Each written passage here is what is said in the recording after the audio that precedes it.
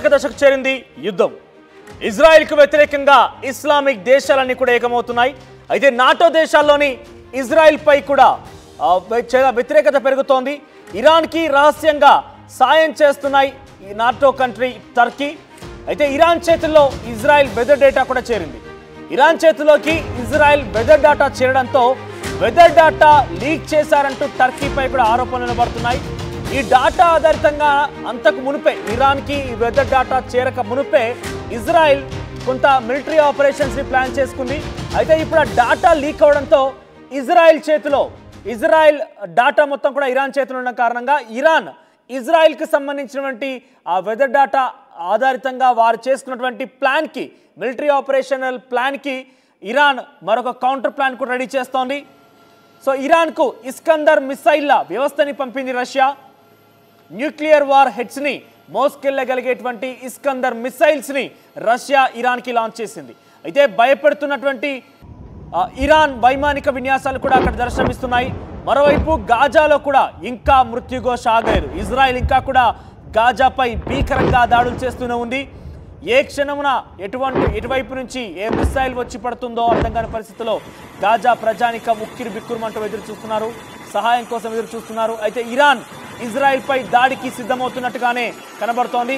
పూర్తి స్థాయి ఇజ్రాయెల్కి సంబంధించినటువంటి వెదర్ డాటాను కూడా, అంటే ఏ వెదర్ కండిషన్లో అటుకడి మిలిటరీ ఆపరేషన్స్ ఏ రకంగా చేస్తారు అనే దానిపై పూర్తిగా కూడా ఇరాన్ చేతిలో ఇప్పుడు ఇజ్రాయెల్ భవిష్యత్తు ఉంది. అయితే ఇరాన్కి అటు రష్యా నాటో సంబంధించినటువంటి కంట్రీస్ కూడా పూర్తి స్థాయిలో మద్దతునిస్తున్నాయి.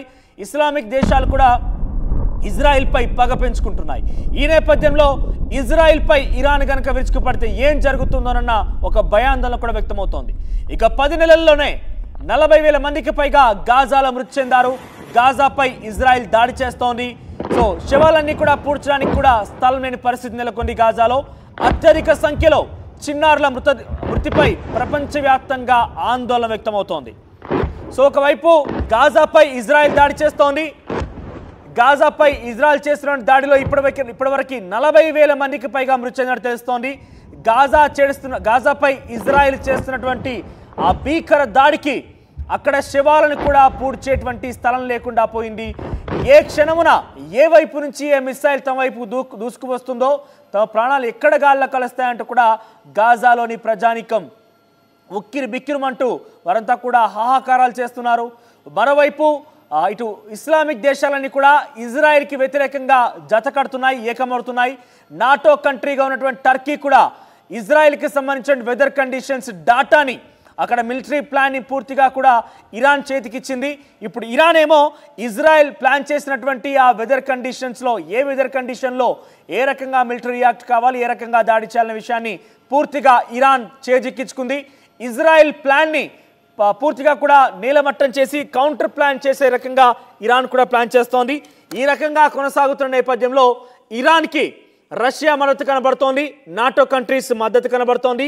ఇస్లామిక్ దేశాలని కూడా అటు ఇజ్రాయెల్కి వ్యతిరేకంగా వారంతా కూడా ఉన్నారు కాబట్టి వారు కూడా ఇరాన్కి మద్దతు తెలిపే అవకాశం కూడా ఉంది. సో ఇరాన్ ఇజ్రాయెల్ మరి జరుగుతున్న ఈ దాడిలో భీకరమైనటువంటి దాడి యుద్ధం మొదలు కాబోతోంది. మరి యుద్ధం ఎక్కడికి దారితీస్తుంది, ఈ యుద్ధం ఎన్ని మరణాలను సంభవించబోతోంది, ఈ యుద్ధం ఒకవైపుగా ప్రపంచ యుద్ధం కూడా జరిగే రకంగా ఒక నిదర్శనం కాబోతుంది, ఒక బీజం కూడా వేయబోతున్నట్టుగా వస్తున్నటువంటి వార్తలకి ఎటువంటి విధంగా సమాధానం దొరకబోతుందో చూడాల్సిన అవసరం అవుతుంది. ప్రస్తుతానికైతే ఇక పశ్చిమాసియాకు సంబంధించినటువంటి పెద్ద ఎత్తున కొంత ఆందోళన కలిగిస్తోంది ఇరాన్ మధ్య దాడి.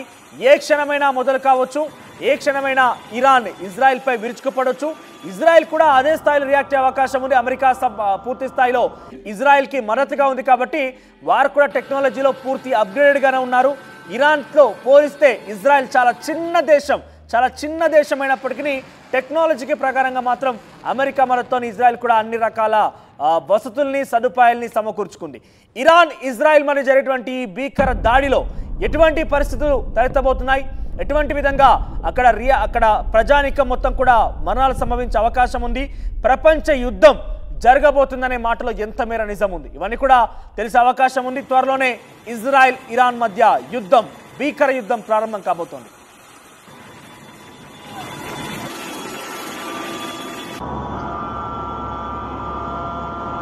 ఇక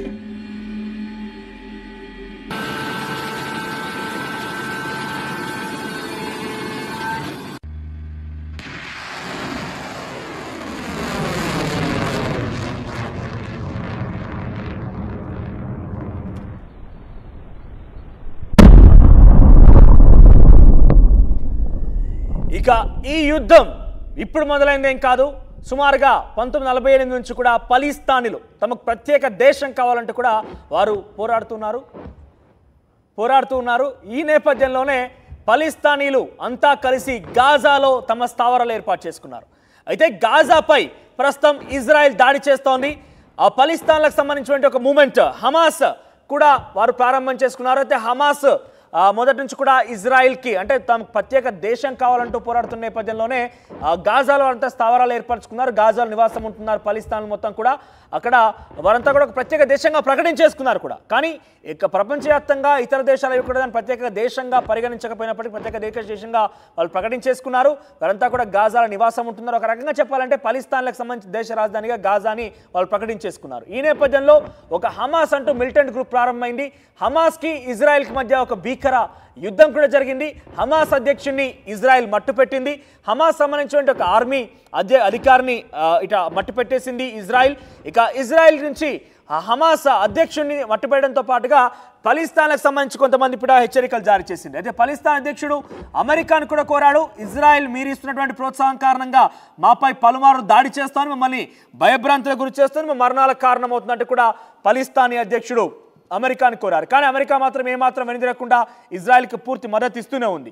అయితే గాజా హమాస్ ఎప్పుడైతే ఇజ్రాయెల్ మీద తిరిగి వ్యతిరేకంగా దాడికి పాల్పడుతున్నాయో ఆ సమయాల్లో తమకి ఇరాన్ మద్దతు దొరుకుతోంది. అంటే అటు హమాస్కి కావచ్చు లేకుంటే పలిస్తాన్లకు కావచ్చు, వారికి ఇరాన్ మద్దతు దొరుకుతుందనేది ఇరాన్ వాదన. అయితే ఈ వాదన కారణంగా ఇరాన్ తర్వాత ఇజ్రాయెల్ మధ్య ఒక యుద్ధం త్వరలోనే ప్రారంభం కాబోతోంది. ఇక ఇజ్రాయెల్ కూడా ఇరాన్ అధ్యక్షుడు కూడా ఇరాన్కి సంబంధించిన అధ్యక్షుడు ఇటీవల కాలంలోనే రైసీ మరణించిన మనం చూసాం. ఆ తర్వాత ఎవరైతే అక్కడ పదవి బాధ్యతలు చేపట్టే వారు కూడా ఇక ఏ క్షణమైనా కూడా ఇజ్రాయెల్ మీద దాడి తప్పేలేదంటూ కూడా ప్రకటించడంతో ఒక్కసారిగా అక్కడ భయాందోళనలు మొదలయ్యాయి.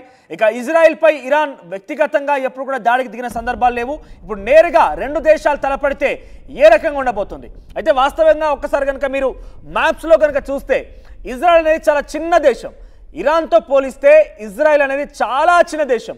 అంతటి చిన్న దేశం అయినప్పటికీ ఇరాన్ని ఎదుర్కొనేటువంటి సత్తా కూడా ఉందని మనం చెప్పొచ్చు. ఎందుకంటే అమెరికా అగ్రరాజ్యమైనటువంటి అమెరికా కూడా పూర్తి స్థాయిలో టెక్నాలజీ పరంగా కూడా ఇజ్రాయెల్కి సంపూర్ణ మద్దతు ఇస్తుంది. కాబట్టి వారి వైమానిక దళాలని, వారికి సంబంధించినటువంటి మిసైల్స్ని, వారికి సంబంధించిన పూర్తి అణ్వస్త్రాలన్నింటినీ కూడా ఇజ్రాయెల్కి సమకూరుస్తుంది. కాబట్టి ఇజ్రాయెల్ ఇరాన్ని ఎదుర్కొనే అవకాశం కూడా ఉంది. సో ఇరాన్ నేరుగా గనక ఇజ్రాయెల్పై దాడి చేసే అవకాశం ఉంటే ఇటు ఇరాన్కి ఇస్లామిక్ దేశాలని కూడా అటు ఇస్లాంకి సంబంధించిన ఇజ్రాయెల్కి సంబంధించి వ్యతిరేకంగా ఉన్నాయి. కాబట్టి